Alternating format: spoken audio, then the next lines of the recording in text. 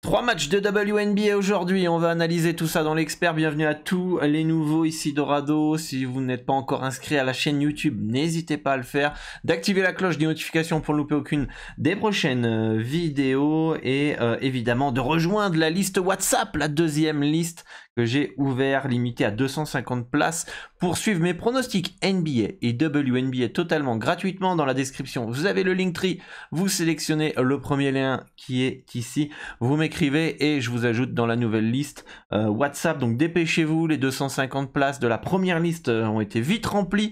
Donc si vous voulez suivre mes pronostics NBA WNBA gratuitement, c'est par ici que ça se passe. Voilà, 3 matchs cette nuit en WNBA. On va pouvoir décortiquer tout ça avec le premier match, les amis, entre Connecticut et Las Vegas. Las Vegas qui part logiquement favorite dans cette rencontre, hein, avec mes projections qui mettent une victoire de 5 points des Aces, des championnes en titre à Connecticut. On peut voir que le cut des bookmakers est de -5,5 pour les Aces. Ça me paraît très très bien placé.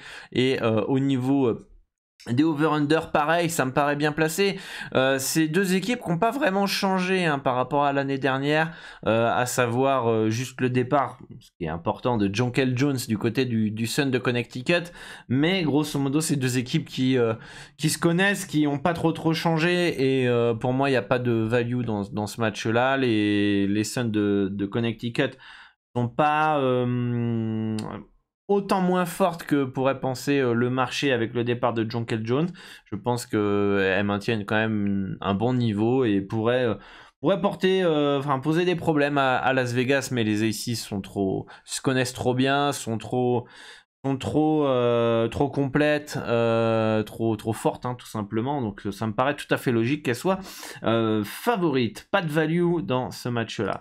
La deuxième rencontre, c'est la bonne surprise de ce début de saison entre le Sky de Chicago et qui a battu New York la dernière fois avec un gros comeback, une des meilleures équipes d'ailleurs de WNBA pour l'équipe du Liberty. Ils avaient été à deux doigts de les battre lors de la première confrontation. Un bon début de saison du Sky, hein, malgré les départs de Cadence Parker à Vegas, le départ de Vandersloot à New York justement, on va dire la mise un peu au repos de Quigley.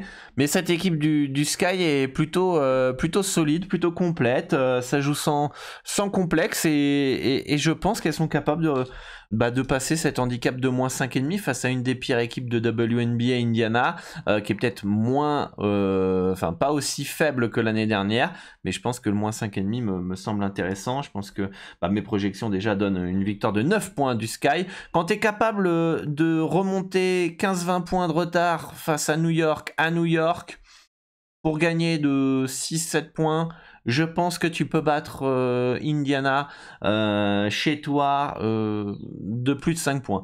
Après, attention, il peut y avoir le contre-coup du côté du Sky. Évidemment, tu sors d'une grosse perf, peut-être un petit excès de confiance, etc. Ou alors ça va surfer justement sur cette confiance-là pour gagner facilement face à Indiana. D'ailleurs, en pré-saison, Chicago a mis une fessée face au Fever. Donc voilà. Et je trouve que le cut est un peu bas au niveau des cut teams. Je pense qu'on pourrait avoir un over Chicago 81,5 points à 1,97. Et enfin, le dernier match, c'est une rencontre qui a été jouée il n'y a pas longtemps. C'était à Los Angeles, une courte victoire des Sparks qui avait gagné de 6 points, je crois. Bon, c'est surtout les lancers francs, hein, qui font qu'il y a un écart à la fin du match, puisque le match était très serré du début à la fin. Le Storm aurait très bien pu gagner, mais alors ils ont été malines, hein, notamment Jordan Canada qui fait une faute. Il y a end one pour Seattle qui peut revenir à égalité ou même passer devant, je crois, et finalement les arbitres revoient l'action et elle était en train de faire un dribble, mais vous regardez l'action, c'est limite scandaleux qu'en fait que les arbitres n'aient pas accepté le panier juste parce qu'elle avait posé un dribble alors que elle était toute seule sous le panier. En fait, elle était toute seule et en fait elle a fait la faute au moment parfait, mais une seconde trop tard et il y a end one.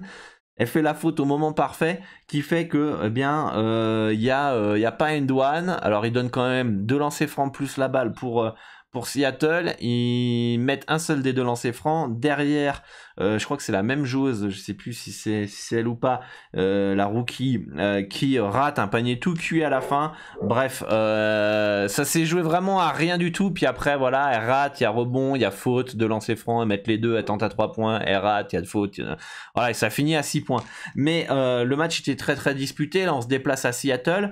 Je pense que cette équipe du Storm est sous-estimée et l'équipe du Spark surestimée. Après, LA est plus forte. Il y a les sœurs Ogwumike qui notamment dominent souvent la raquette. Et on a maintenant Miller qui est le coach, le nouveau coach du Spark, qui va apporter plus de rigueur, plus de constance du côté de Los Angeles. Pour moi, pas de value. Logique que le Spark soit favorite.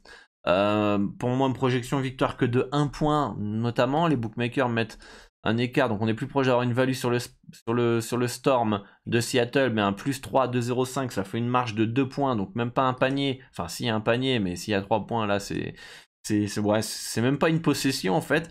Donc pour moi, ça me semble très bien placé là. Par contre, je pense qu'on a un petit potentiel offensif qui peut être intéressant. Donc un petit over 165,5 à 943 qui peut être pas mal. Et le over 80,5 points du Storm de Seattle. Donc voilà, une carte qui est pas folle, je trouve. Ce soir on a 3 matchs, on a des opportunités, mais je trouve que ces opportunités là aujourd'hui elles sont pas dangereuses. J'aime pas ce terme là, mais faut s'attendre finalement à potentiellement passer une mauvaise soirée, sachant que les values, je trouve, restent quand même assez fines, et qui dit value fine dit roi plus fin, dit marge d'erreur plus réduite, dit potentiellement plus de variance. Donc soyez aussi conscient que des fois on a des values, mais elles sont fines, et qui dit fine dit forcément potentiellement plus de pertes. Donc soyez toujours prudent dans vos mises, respectez votre stratégie, votre money management. Je le répète et je le répète encore, même si ça rentre dans d'une oreille et ça ressort de l'autre pour certains. Et après ça jette la faute sur les tipsters et sur les autres au lieu d'assumer ses responsabilités. Donc voilà, faites attention à votre money management. Si vous voulez suivre mes pronostics NBA, WNBA gratuitement, bon, la NBA ça se termine, ce sera pour l'année prochaine. Vous aurez tout l'été mes pronostics de WNBA, c'est maintenant. Rejoignez la liste 250 places limitée. Vous êtes déjà pas mal à m'avoir écrit, là j'ai vu les messages. Je vais vous répondre tous un par un pour vous ajouter dans la liste. Merci à tous en tout cas de votre intérêt. Vous recevrez d'ailleurs ces pronostics là sur votre numéro de téléphone. Si vous êtes déjà dans la première liste, les amis, ok, ou vous êtes sur une liste d'attente, etc. Pour le moment, vous n'avez pas besoin de me réécrire pour réintégrer la liste, d'accord? Ceux qui sont sur la liste d'attente, automatiquement, je vous ajoute dans la nouvelle liste, d'accord? Je vous envoie un message de confirmation d'ailleurs. Et tous ceux qui sont déjà dans la première liste, vous êtes déjà dans la première liste. Il n'y a pas besoin de me réécrire pour intégrer la deuxième liste, d'accord?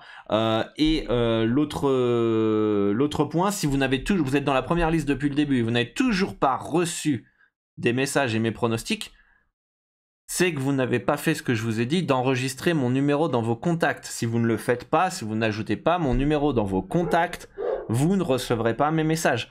Tout simplement. Donc faites ce que je vous dis. En plus, j'insiste vraiment quand vous me contactez, je vous le dis 2-3 fois facile, non 3 fois même. 3 fois, je vous dis ajoutez-moi dans vos contacts. Il y a des gens, on dirait, ils lisent pas, les amis. Mais après, ne vous étonnez pas que vous ne recevez pas les pronostics ou les différents conseils que je peux vous donner, les tips, les codes promo, etc. etc. Donc ajoutez-moi bien dans vos contacts, c'est très très important, sinon vous ne recevrez pas les pronostics et ne vous étonnez pas. Voilà, donc je vous attends sur WhatsApp, les amis, hein, vous me contactez, j'ai 2 téléphones et let's go les gars, je veux que cette liste elle soit remplie très rapidement, les amis, pas que ça à faire. Allez, bonne journée, bonne chance pour vos pronostics et on se retrouve à très bientôt sur les réseaux sociaux et pour une nouvelle vidéo. Ciao ciao.